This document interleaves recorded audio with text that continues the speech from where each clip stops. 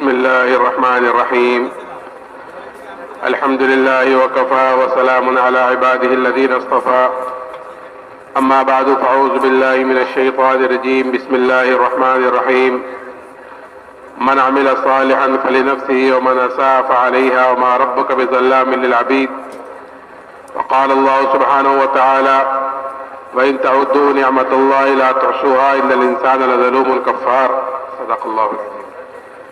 بیٹھ جائے بھائی، جو بھائی جہاں کھڑا ہوا وہیں بیٹھ جائے. دیکھو یہ عصر کی نماز کے بعد کا وقت بہت قیمتی ہے. اول تو دوستوں بزرگوں، پوری ہی زندگی بہت قیمتی ہے. جو اللہ تعالیٰ نے ہمیں زندگی عطا فرمائی ہے یہی بہت قیمتی ہے. پھر عصر کی نماز کے بعد کا وقت اور زیادہ قیمتی ہے. کہ حدیث پاک کا مفہوم ہے، اللہ تعالیٰ فرماتا ہے کہ تو فجر کی نماز کے بعد اور عصر کی نماز کے بعد تھوڑی دیر مجھے یاد کر لیا کر، میں درمیانی حصے میں تیری کفالت کروں گا. تو زندگی قیمتی، عصر کے بعد کا وقت قیمتی، پھر اللہ کے راستے میں نکل کر اس کی قیمت اور بڑھ جاتی ہے کہ اللہ کے راستے کی ایک صبح اور ایک شام دنیا اور دنیا میں جو کچھ ہے ان سب سے بہتر ہے. لیکن یہ وقت اور یہ زندگی قیمتی جب بنے گی جب ہم اس وقت کو اور اس زندگی کو قیمتی بناویں گے. نہیں تو وقت کا کام گزرنے کا ہے، گزر رہا ہے.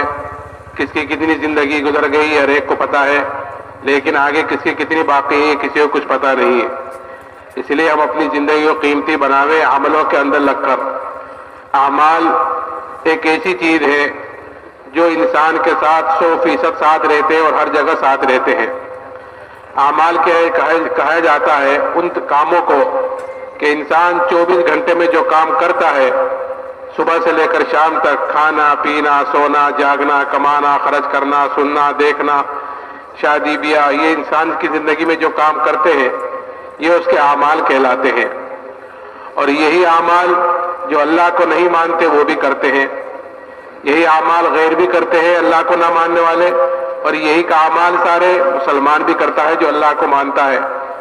فرق اتنا ہے ان میں اور ہم میں کہ ہمیں ان سارے کاموں کے کرنے کا طریقہ بتلایا گیا ہے، یعنی ان سارے اعمال کے کرنے کا طریقہ بتلایا گیا ہے کہ لقد کان لکم فی رسول اللہ اسوۃ حسنہ، کہ تمہارے لیے زندگی گزارنے کا بہترین نمونہ وہ تمہارے پیارے نبی کی زندگی ہے. کہ کل قیامت کے دن اللہ تعالیٰ ہر ایک کو اس نمونے کے مطابق دیکھیں گے. جس کی زندگی نبی کی زندگی کے مطابق ہوگی، اللہ کیا اس کی قدر و قیمت ہوگی، اللہ کیا اس کی حیثیت ہوگی. اور جس کی جتنی زندگی ہے باعتبار اعمال کے نبی کے طریقے سے ہٹی ہوئی ہوگی، اتنا ہی اللہ کیا ہو بے حیثیت ہوگا، اتنا ہی اللہ کیا ہو بے قیمت ہوگا. اس لیے اب تک جتنی غفلت میں زندگی گزر گئی باعتبار اعمال کے، اللہ سے توبہ استغفار کریں، اور آگے جتنی باقی ہے اس کی نیت اور ارادہ کریں کہ انشاءاللہ ہم سنت کے مطابق اپنی زندگی گزاریں گے. میرے محترم بزرگوں دوستو، ہر انسان کے ساتھ دو نسبتیں لگی ہوئی ہیں، اور نسبت جتنی اونچی ہوتی ہے، نسبت جتنی بڑی ہوتی ہے، ذمہ داری بھی اتنی ہی بڑی ہوتی ہے. جتنی بڑی نسبت اتنی بڑی ذمہ داری. مثال کے طور پر ایک بادشاہ ہے ملک کا، اس کا بیٹا ہے، تو بیٹے کی نسبت بادشاہ کی طرف ہے. تو اس بیٹے کے اوپر جو ذمہ داری آئے گی وہ ملک کے اعتبار سے آئے گی، کیونکہ اس کے ساتھ نسبت شہزادے کی لگی ہوئی ہے کہ بادشاہ کا بیٹا ہے. بڑی نسبت لگی ہوئی ہے اس لیے ذمہ داری بھی بڑی ہے.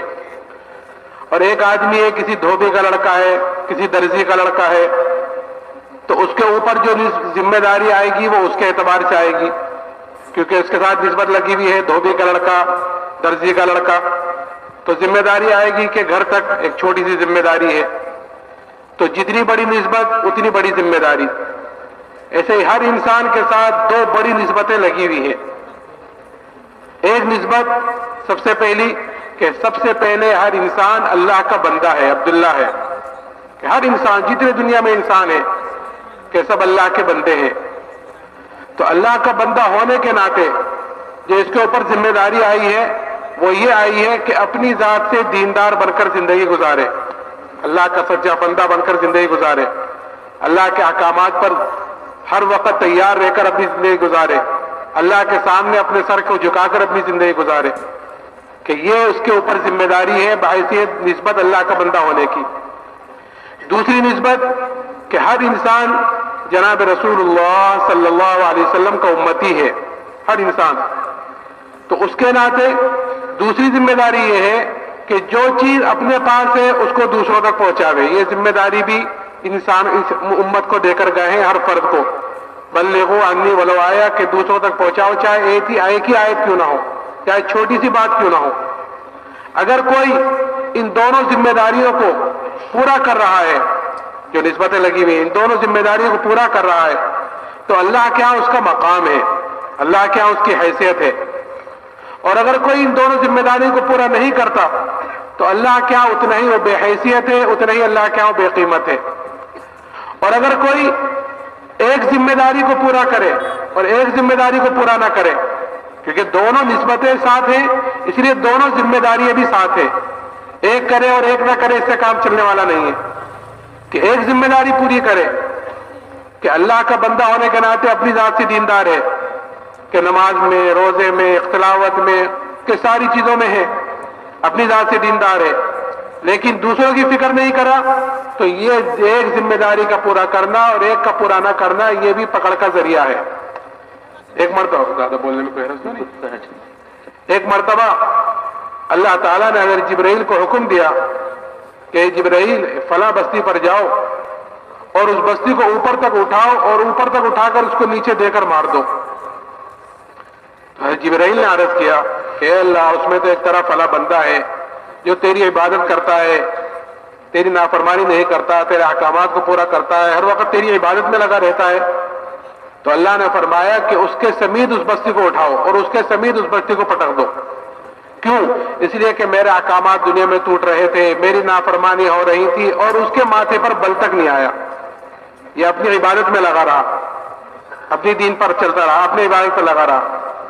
تو یہ ایک ذمہ داری پوری کر رہا تھا, دوسروں کی فکر نہیں کی. اچھا, اگر کوئی دوسروں ہی کی فکر میں لگا رہے کہ سارے مشورے, سارے اصول, ساری چیزیں دوسروں ہی کے لیے, اور خود اپنی زندگی دین سے خالی ہو, عمل سے خالی ہو, تو یہ ایک ذمہ داری پوری کر رہا ہے. تو یہ ایک ذمہ داری کا پورا کرنا یہ بھی پکڑ کا ذریعہ بنے گی کہ اپنی ذات سے دیندار نہیں ہے, دوسروں کے بات پہنچا رہا ہے, تقریریں بھی ہو رہی ہیں, دوسری چیزیں ہو رہی ہیں, لیکن اپنی ذات سے دیندار نہیں ہے, کہ یہ بھی پکڑ کا ذریعہ ہے. حدیث پاک کا مفہوم ہے کہ جب جنتی جنت میں چلے جائیں گے اور دوزخی دوزخ میں چلے جائیں گے, تو بعد اہل جنت اہل دوزخ سے جا کر پوچھیں گے کہ تم دوزخ میں کیسے آ گئے ہو؟ ہم تو جو جنت میں گئے ہیں وہ تمہاری باتوں پر عمل کرنے کی وجہ سے گئے ہیں, تم ہمیں بتلاتے تھے ساری چیزوں کو, نماز کو, روزے کو, تم ہمیں بتلاتے تھے, ہم نے اس پر عمل کیا تو اس کی وجہ سے ہم جنت میں گئے, تم دوزخ میں کیسے آئے؟ تو وہ کہیں گے کہ ہم تم کو تو کہتے تھے لیکن خود عمل نہیں کرتے تھے. تو ایک ذمہ داری پوری کر رہے تھے کہ دوسروں تک تو بات پہنچا رہے تھے لیکن خود عمل کے اعتبار سے خالی تھے. اور ایک وہ تھا کہ ہر وقت عبادت میں لگا رہا لیکن دوسروں تک نہیں بات پہنچائی. تو اس لیے میں نے عرض کیا, دو ذمہ داری ہر انسان کے ساتھ, دو نسبتیں اس کے ساتھ, یہ دونوں ذمہ داریاں ہیں کہ باعتبار دین کے, باعتبار اعمال کے خود بھی چلے دین پر, اور جو اپنے پاس ہے اس کو لے کر دوسروں تک پہنچاوے, جس کو تبلیغ کے کہتے ہیں. ان دونوں ذمہ داریوں میں سے پہلی ذمہ داری یہ ہے کہ ہر انسان اللہ کا بندہ بن کر زندگی گزارے, یعنی اپنی ذات سے دیندار بنے. اپنی زندگی میں دین آئے گا تبھی تو دوسروں تک پہنچائے گا, اپنی زندگی میں دین نہیں تو دوسروں تک کیا پہنچائے گا. اس لیے سب سے پہلی ذمہ داری ہے کہ ہر آدمی اپنے دین کو سیکھے, اپنے دین پر چلے اور اپنے دین کو عالم میں کیسے پھیلائے اس کی فکر کرے. اس لیے کہ ہر آدمی سے اس کی ذاتی زندگی کے بارے میں سوال ہوگا کل قیامت کے دن, ہر آدمی سے. حدیث میں آتا ہے کہ آدمی کا قدم اپنی جگہ سے نہیں ہٹ سکتا جب تک اس سے 4 باتیں نہ پوچھ لی جائیں, 4 سوال نہ کر لیے جائیں. کہ ایک سوال مطلق طور پر کہ زندگی کہاں گزار کر آئے ہو, پوری زندگی کہاں گزار کر آئے ہو.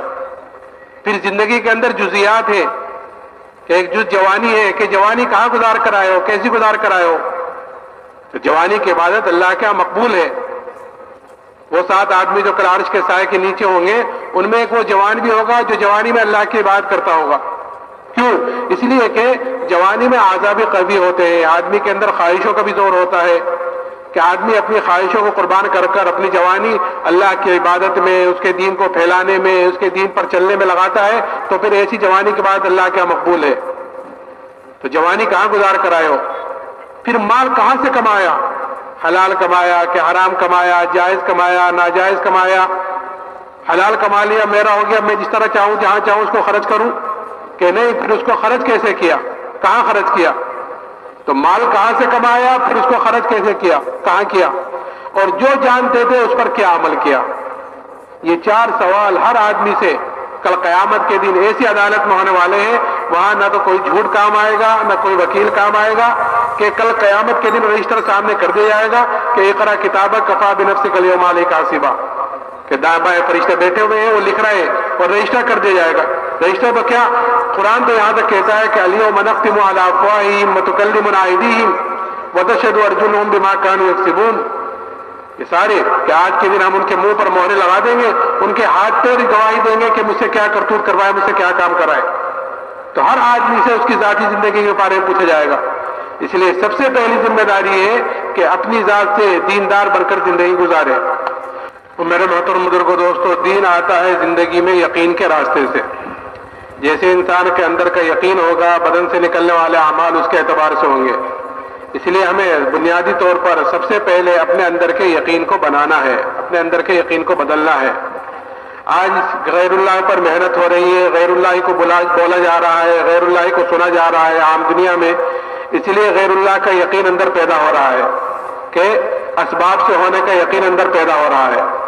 جب ہم اللہ ہی کو بولیں گے، اللہ ہی کو سنیں گے، اللہ ہی کی طرف دعوت دیں گے، ماشاءاللہ قرآنوں کا مجمع ہے، یہ بات کہنے کی بھی ضرورت نہیں ہے، آپ حضرات تو اس چیز سے گزرے ہوئے ہیں کہ اللہ کے راستے میں نکلنے کا مقصد ہی یہ ہوتا ہے کہ ہمارے اندر کا یقین بدلے، کہ آدمی جب چلے 4 مہینے مستقل اللہ کے راستے میں نکل کر اللہ کی بڑائی کو بولتا ہے، سنتا ہے، اس کی دعوت دیتا ہے، تو پھر اندر ایک یقین پیدا ہوتا ہے۔ وہ یقین جب ہوتا ہے، وہ یقین یعنی ایمان کی کیفیت بدلتی ہے۔ وہ یقین جو کہہ رہا ہوں یعنی ایمان بنتا ہے، کہ جب ایمان بنتا ہے تو پھر آدمی کو گزرے اوپر ندامت شرمندگی بھی ہوتی ہے، آئندہ کے لیے توبہ استغفار بھی کرتا ہے۔ تو اس لیے ہمیں بنیادی طور پر سب سے پہلے اپنے ایمان کو بنانا ہے، اپنے ایمان پر محنت کرنی ہے۔ ایمان یہ اللہ نے ہمیں سب سے بڑی نعمت مرحمت فرمائی ہے، ایمان کی دولت، اس سے بڑی کوئی نعمت نہیں ہے، اس سے بڑی کوئی دولت نہیں ہے۔ اس لیے کہ اللہ نے جتنی نعمتیں پیدا کی ہیں، جتنی نعمتیں بنائی ہیں، وہ سب کی سب انسان ہی کے لیے بنائی ہیں، لیکن ان نعمتوں پر کامیابی اور ناکامی کا دار و مدار نہیں رکھا ہے کہ آپ اسباب میں زیادہ ہوں گے تو کامیاب ہوں گے، اسباب کم ہوں گے تو ناکام ہوں گے، اقلیت میں ہوں گے تو ناکام ہو جائیں گے، اکثریت میں ہوں گے تو کامیاب ہو جائیں گے، مال کے اعتبار سے زیادہ ہوں گے تو کامیاب ہوں گے، مال کم ہوگا تو ناکام ہوں گے، کہ اس پر کامیابی ناکامی نہیں رکھی ہے۔ اللہ نے کامیابی اور ناکامی کا دار و مدار دنیا اور آخرت میں وہ ایمان اور اعمال صالحہ پر رکھا ہے، کہ ایمان کے بغیر تو کوئی عمل قابل قبول ہے ہی نہیں، لیکن ایمان ہے اور اعمال صالحہ نہیں ہے تو کل قیامت کے دن اس کی سزا بھگتنی پڑے گی جیسے اعمال ہوں گے۔ اور اگر اللہ معاف کر دے تو غفور الرحیم ہے، اس نے معاف کر دیا تو پھر اسے کون پوچھنے والا ہے۔ تو اس لیے ہمیں سب سے پہلے اپنے ایمان کو بنانا ہے، اور یہ ایمان جیسے میں نے کہا یہ سب سے بڑی نعمت ہے، لیکن آج ہمارے اندر سے اس ایمان کی قدر و قیمت مسلمانوں کے اندر سے کم ہو گئی ہے۔ اور ختم کم کیوں ہوئی ہے؟ کیونکہ جو چیز انسان کو بغیر محنت کے، بغیر مجاہدے کے، بغیر قربانیوں کے جو چیز انسان کو حاصل ہو جاتی ہے اس کی قدر و قیمت کم ہوتی ہے، بنسبت اس کے جو چیز انسان محنت کر کر حاصل کرتا ہے، جس چیز پر انسان کا جان مال وقت لگتا ہے، جس چیز کے لیے آدمی قربانی دیتا ہے، مشقتیں تکلیفیں برداشت کرتا ہے، کہ اس چیز کا یقین آدمی کے اندر ہوتا ہے، اس چیز کی قدر و قیمت آدمی کے اندر ہوتی ہے۔ اور جو چیز آدمی کو بغیر محنت کی مل جاتی ہے، جیسے کسی کا انتقال ہو جائے، اس کے بیٹے کو وراثت میں بہت مال مل جائے، تو اس بیٹے کے اندر اس کے زیادہ اس کا قدر و قیمت بھی ہوگی، جہاں چاہے جس طرح چاہے خرچ کر دیتا ہے۔ کیوں؟ کیونکہ بغیر محنت کے اس کو ملا ہوا ہے۔ تو ایمان کیونکہ ہمیں بغیر محنت کے ملا ہوا ہے، اس لیے آج ہمارے اندر اس ایمان کی قدر و قیمت کم ہے۔ اس لیے جناب رسول اللہ صلی اللہ علیہ وسلم نے ایمان کی اور ایمان والے کی قدر و قیمت بتلائی، تاکہ ہم جہاں ہو، جس حالت میں بھی ہو، کہ اپنے ایمان کی طرف سے فکر مند ہو کہ میرے ایمان کے اللہ کے ہاں کیا قدر ہے اور میری ایمان کے اللہ کے ہاں کیا قیمت ہے، اس کو پہچانے۔ آج مسلمان اور دنیا نے ہر چیز کی قدر و قیمت کو پہچانا اور نہیں پہچانا تو انسان کی قدر و قیمت کو نہیں پہچانا، اور انسان میں مسلمان کی قدر و قیمت کو بالکل نیچا کیا ہے۔ کیوں؟ کیونکہ مسلمان نے ہی اپنی قیمت کھو دی ہے۔ تو قدر کیا بتلائی؟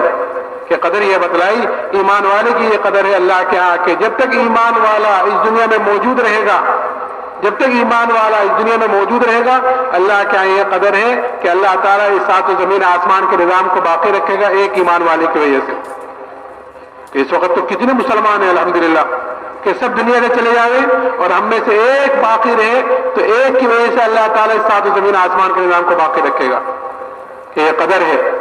اور قیمت کیا بتلائی کہ اگر رائے کے دانے کے برابر ایمان کو بچا کر لے گئے تو اللہ تعالیٰ اس دنیا سے 10 گنی بڑی جنت مرحمت فرمائے گا.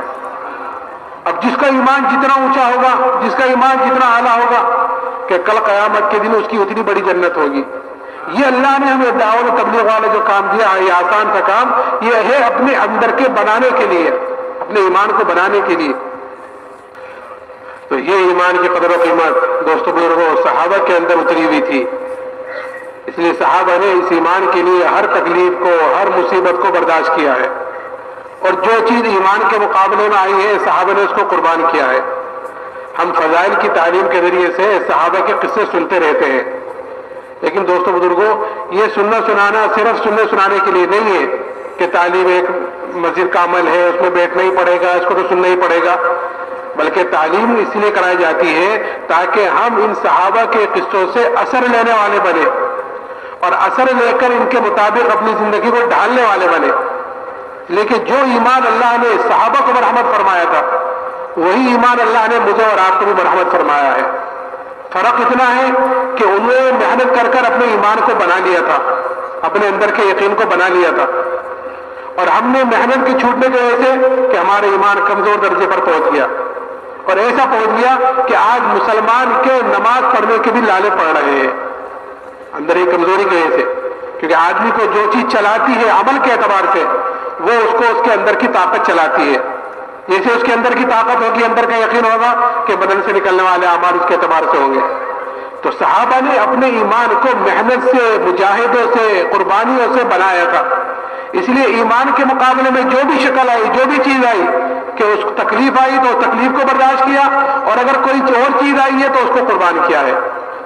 ایک صحابی حضرت خباب بن عرب رضی اللہ تعالیٰ عنہ، ان سے ایک مرتبہ حضرت عمر رضی اللہ تعالیٰ نے پوچھا کہ خباب ان تکالیف کی تفصیل بتلاؤ جو ایمان کی وجہ سے تم پر آئی ہیں، جو حالات، جو مصیبتیں ایمان کی وجہ سے تم پر آئی ہیں، ذرا کی تفصیل تو بتلاؤ. تو حضرت خباب نے کہا امیر المومنین آپ ذرا میری کمر دیکھیں. جب کمر دیکھی تو حضرت عمر نے فرمایا اے خباب ایسی کمر تو کسی کی نہیں دیکھی جیسی تمہاری ہے. تو حضرت خباب نے فرمایا امیر المومنین مجھے آگ کے انگاروں پر لٹا کر گھسیٹا جاتا تھا، میری چربی سے، میرے خون سے آگ گھستی تھی. کہیں کی وجہ سے کہ ایمان کی وجہ سے کہ ایک عورت کے غلام تھے، جب اس کو یہ پتا چلا کہ جناب رسول اللہ صلی اللہ علیہ وسلم سے ملتے ہیں، یعنی ایمان لے کر آ گئے ہیں، تو سریے کو گرم کر کر اس سے ان کے بدن کو داغ دیتی تھی سزا کے طور پر کہ یہ تو ایمان سے پھر جائے، نہیں تو ان تکلیفوں کو برداشت کرے. لیکن ان تکلیفوں کو برداشت کرنا آسان ہوا ایمان کے مقابلے میں. کیوں؟ اس لیے کہ ایمان کی قدر، اس لیے کہ آدمی کے اندر جب کسی چیز کی قدر و قیمت اتر جاتی ہے، کسی بھی چیز کی، تو آدمی اس کے لیے اپنی ساری چیز جھونک دیتا ہے، اپنی جان، اپنا مال، اپنا وقت اس کے پیچھے لگا دیتا ہے جس چیز کی قدر و قیمت اندر اتر جاتی ہے. صحابہ کے اندر یہ ایمان کی قدر و قیمت اتری تھی، تو اس لیے صحابہ نے اس کے لیے ہر تکلیف، مصیبت کو اور اپنی جان مال اس کے لیے جھونک دی. اس لیے میرا محترم بزرگوں دوستو، یہ یقین اور ایمان بنتا ہے دعوت کے راستے سے کہ اللہ کی بڑائی کو اتنا بولے، اتنا سنے، اس کی بڑائی کو، اس کی کبریائی کو اتنی دعوت دے کہ اللہ سے ہونے کا یقین اندر پیدا ہو جاوے، کہ ایمان بن جاوے، اور پھر رو رو کر اللہ سے ایمان کی حقیقت کو مانگنا ہے. ایمان کی حقیقت ہمیں مل گئی، اندر کا یقین بہت صحیح ہو گیا، تو پھر جس ماحول میں بھی ہوں گے، دنیا کے جہاں جس کونے میں بھی ہوں گے، ہم اللہ کے حکم کو پورا کرنے والے، جناب رسول اللہ صلی اللہ علیہ وسلم کے طریقے پر چلنے والے بنیں گے، کریں گے انشاءاللہ. اب تھوڑا سا وقت باقی رہے گی، اللہ کی طرف متوجہ ہوں، اللہ کا ذکر کریں. ہمارے بڑے 3 تسبیح صبح کو، 3 تسبیح شام کو دھیان سے پڑھنے کے لیے بتلاتے ہیں. اب اللہ کی طرف متوجہ ہو، دعا درود میں رہ جاوے. 5-6 منٹ اذان میں رہ گئے ہیں. انشاءاللہ نماز کے بعد بھی بڑا اہم بیان ہوگا، سارا مجمع جم کر بیٹھے اور اس کے تقاضوں پر جو تقاضے پیش کیے جاوے اس پر اپنے آپ کو آگے بڑھائیں.